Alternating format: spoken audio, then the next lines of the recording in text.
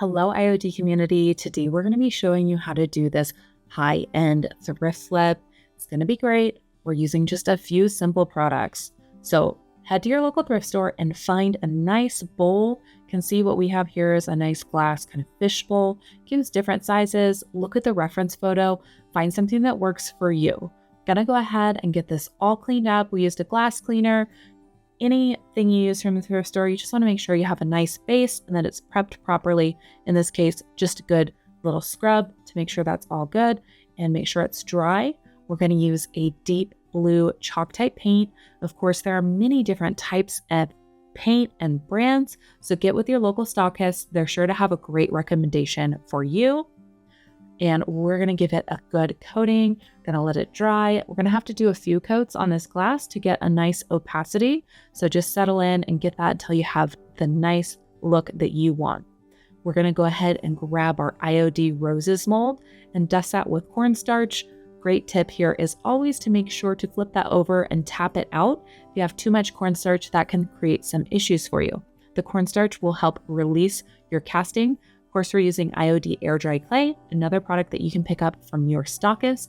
You can find that stockist on our IOD store locator. Just head on over to our website and click that big red Where to Buy button and find one local or online to get all of those supplies.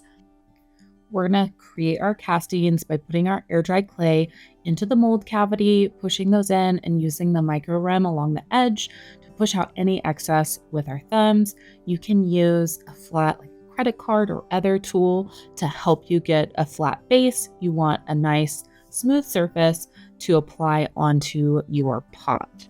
So another tip here is that we like to do several castings so we can play with our composition. If you have any extra left over, you can put that back into a ball and save it for later, or you can let those castings dry and put them in a box so you have castings ready to go to add to another project. That's always a fun way to use this too. Don't have to use that all today.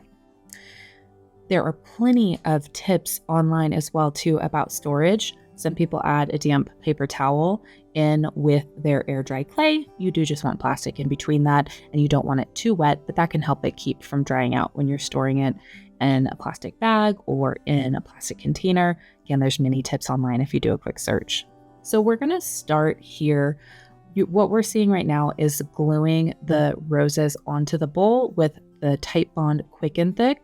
And we are securing our bowl with our silicone paint blades. Of course, we have a couple of those handy.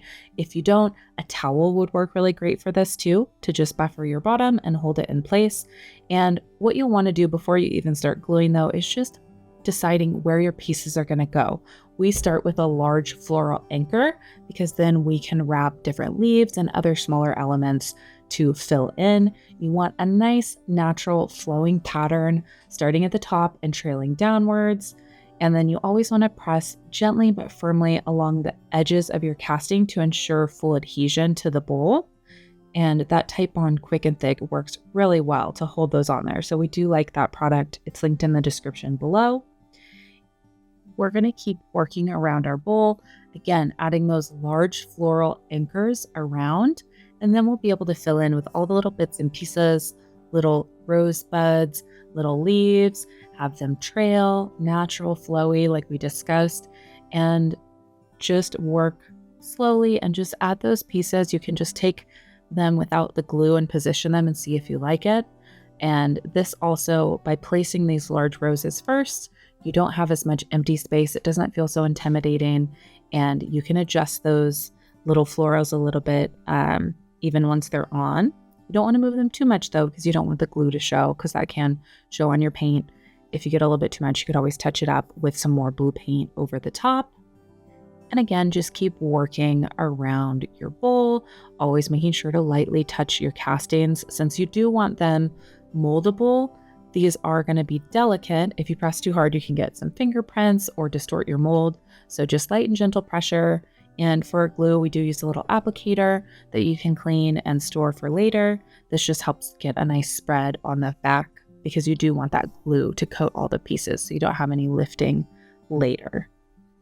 So as you finish your composition, the next step is going to be setting your bowl aside to dry. You want that to dry completely. If there's any large cracking that you want to address, you can always go back in and add a little bit of clay there, you can go ahead and check out our Molds 101 on the IOD website. Just hit that product drop down and hit molds. There'll be a video there walking you through some of the steps to correct any issues like that. So once that's completely dry and you're happy with everything, it's time to add your sealer. Today we'll be using General Finishes Flat Out Flat. Again, like paint, there are many different brands. Your stockist is sure to have a great recommendation for you.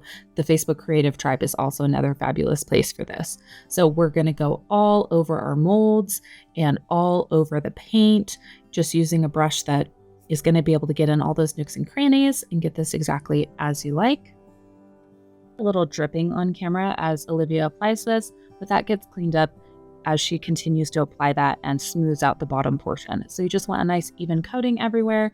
And once you're all happy with that and you've hit all the parts of your bowl, then you're going to set that aside to dry completely. And that's it. You've created your beautiful high-end thrift flip. It's time to nestle some beautiful plants in here. We would love to see how your results came up. It is just so wonderful to be able to take IOD products and create something that might be completely unattainable and out of your price range for a fraction of the cost. All right, we would love to see you here in the next tutorial or in the Facebook Creative Tribe sharing all of those beautiful results. Until next time.